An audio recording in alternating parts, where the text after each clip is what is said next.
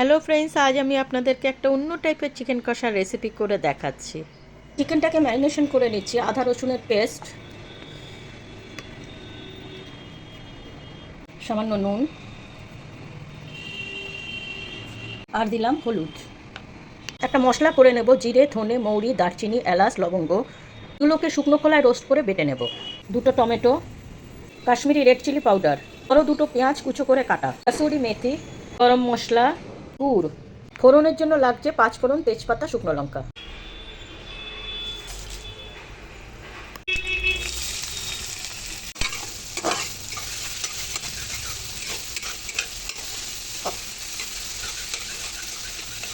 এরকম পর্যায়ে দিয়ে দেবো টমেটো।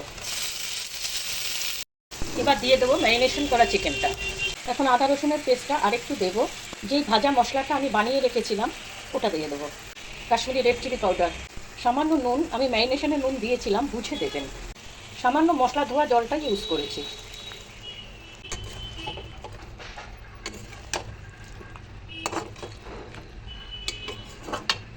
এখন একটু ঢেকে দেবো 10 মিনিট।